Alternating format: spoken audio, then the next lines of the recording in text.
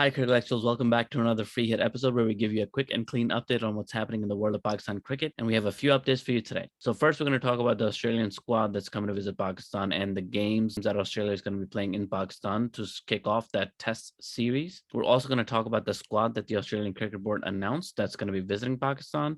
Next, we'll talk about PSL moving to Lahore. And finally, we have an update on the Quadrangular series that was fantasized by PCB chairman Ramiz Raja involving Pakistan, India, England, and Australia. So let's get to it. So according to the Pakistan Cricket Board website, we have a few updates on where these games are going to take place between Pakistan and Australia, the series to start in early March. So the first test match is going to take place between March 4th and 8th in Rawalpindi, and Rawalpindi will also be the venue for the 3 one-day internationals that are being played and the sole T20 international that's going to be played on April 5th. So after the first test ends on March 8th, the second test will take place down south in Karachi from March 12th to March 16th. And after that test, the third and final test is going to take place on March 21st in Lahore. And after the test match, both teams will move over to Rawalpindi again for the one-day internationals and the T20s. So it's really nice to see some cricket returning to Rawalpindi. Another interesting thing we notice about this tour is that the isolation period for players is really small. It's only one day in Pakistan. So the Australian players will isolate in Australia, then they'll arrive to Pakistan, and then here they'll only isolate for one day before playing the game. Let us know what you think about that in the comments. And finally, Australia are scheduled to depart Pakistan on April 6th after a one-day international. We're hopeful that all these games go really well and the tour is a big success. Our best wishes for Pakistan and Australia.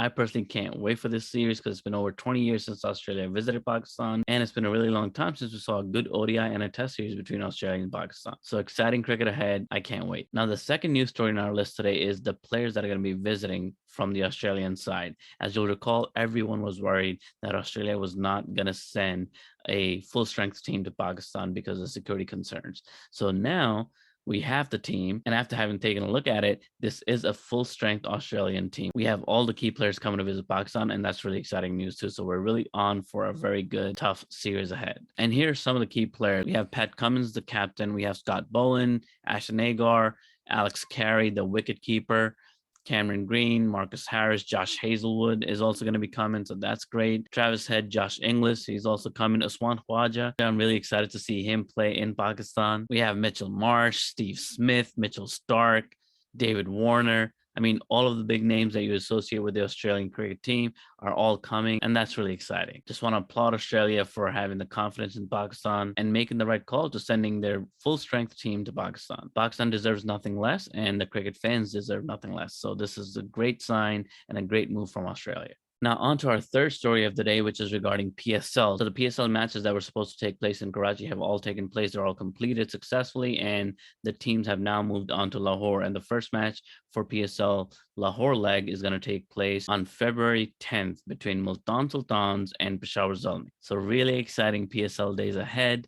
There are 19 games to be played in Lahore, and we can't wait to see who reaches the final and who's the ultimate winner. Let us know in the comments which team you're rooting for, and as you all know, I'm rooting for quettagladiators. And the final story of the day is with regards to the fantasized quadrangular series between Pakistan, India, Australia, and England that Ramiz Raja had mentioned a while back via a tweet in which he shared that he was very excited to propose this plan to the ICC without having really talked to anybody else, which I don't understand why he did that, but he did it. Now we have a word from the Indian side about the possibility of that quadrangular series ever taking place. And the short answer from Jay Shah is probably not. He was asked about it by a reporter, and his answer was kind of couched in BCCI's priorities around long-term projects and initiatives that are going to benefit cricket, not short-term profit-making schemes. So in other words, he's kind of saying, and that wasn't a direct quote, I'm just summarizing from what I read, and he's basically saying that this proposal from Ramiz might be a good revenue generator, but it's not really worth it for them to do, or maybe perhaps more accurately, it is not more aligned to their overall vision of how they want to see the game grow. So they're interested, according to Jay Shah, in having and maintaining those bilateral series And one thing he mentioned was that because of the bilateral series that they want to preserve, as well as the IPL's expanding window, they are more concerned in preserving those than adding a new set of fixtures to their itinerary that they're not going to be able to uphold, which in a way makes sense, but at the same time, it's kind of a cop-out move. All right, Jay Shah, just telling you like it is. It's a cop-out.